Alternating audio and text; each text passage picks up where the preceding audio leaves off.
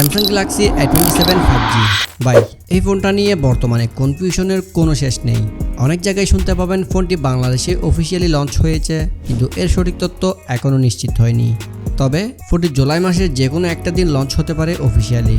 মূল কথায় যাওয়ার আগে আপনাদেরকে একটা জিনিস দেখাই। কি বুঝলেন? অনলাইনে A27 এর এক্সপেক্টেড প্রাইস দেখাচ্ছে মাত্র 25,000 টাকা। আমার মাথায় একটা জিনিস ঢুকে না, এরা আসলে এই দামগুলো ডিসাইড করে কিভাবে, যেখানে ঠিক 1 বছর আগে রিলিজ হওয়া গ্যালাক্সি A26 যেটার বেসিক একটা প্রসেসর Exynos 1380 দিয়ে আনঅফিসিয়ালি ফোনটা এখনও বাজারে সেল হচ্ছে 26,000 টাকায়। আর সেখানে নাকি আপগ্রেডেড A27 এর অফিসিয়াল দাম হবে 25,000 টাকা। যাই হোক, আগে দেখে নেওয়া যাক ফোনে কি থাকছে, এরপরে না হয় ফোনটি কিনা না কিনা অথবা হেভি গেমিং এর জন্য অল্টারনেটিভ কি হতে পারে সেটার একটি সলিড ডিসিশন দিব। প্রথমেই কথা বলা যাক ফোনটির ডিজাইন এবং বিল্ড কোয়ালিটি নিয়ে। ফোনটির ব্যাক সাইডে থাকছে গ্লাস এবং ফ্রেমটি প্লাস্টিকের। ফোনটির উভয় পাশে প্রোটেক্টর হিসেবে থাকছে গরিলা গ্লাস ভিক্টাস প্লাস।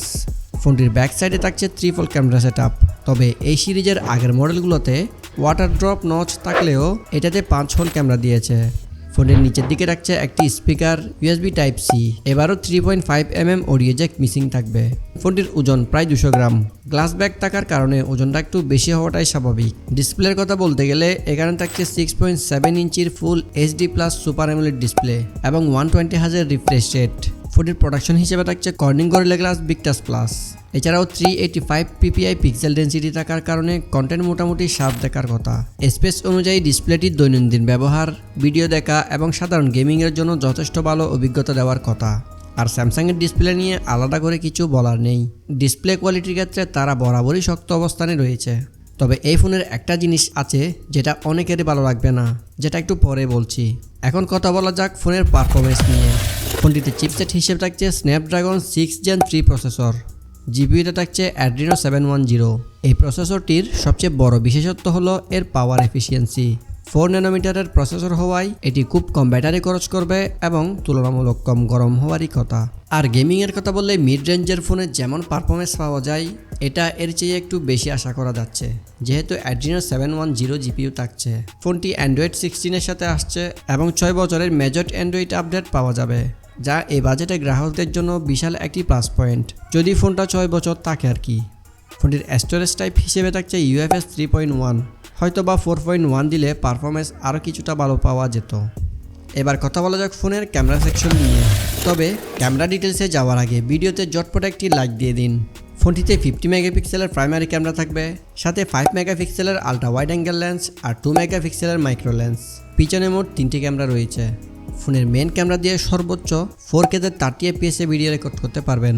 আর ফ্রন্টে থাকছে 12 মেগাপিক্সেলের selfie camera. And obviously selfie ক্যামেরাতে 4K রেকর্ডিং থাকবে না। এখানে 10 টিভিতে 30 fps পর্যন্ত ভিডিও রেকর্ড করতে পারবেন।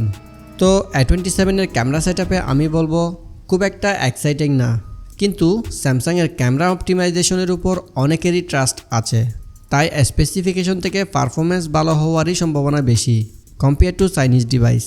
ফোনটির ব্যাটারির কথা বললে এখানে আপনি 5000 mAh ছোট্ট একটি ব্যাটারি পাবেন। হ্যাঁ, ছোট্ট, কারণ 15,000 টাকা বাজেটের ফোনেও আজকাল 32 ওয়াটের ফাস্ট চার্জার এবং 7000 mAh ব্যাটারি দিয়ে শুরু করছে। By the way, Galaxy A27 এর ব্যাটারি ব্যাকআপে আপনি ডিসেন্ট, যেটাতে একদিনের কাছাকাছি ব্যাকআপ মিলবে।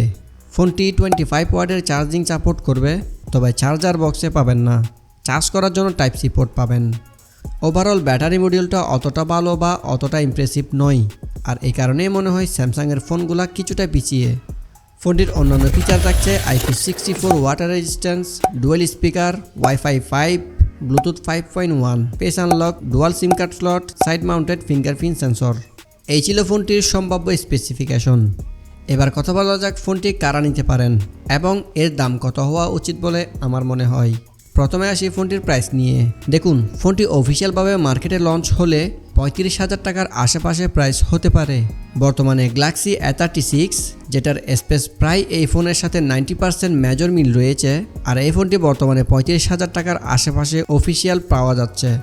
তাই আমি বলবো 35,000 টাকা হলে ফোনটির দাম একটু বেশি হয়ে যাবে, কারণ এই বাজেটে বাজারে আরও বেশি শক্তিশালী অল্টারনেটিভ রয়েছে।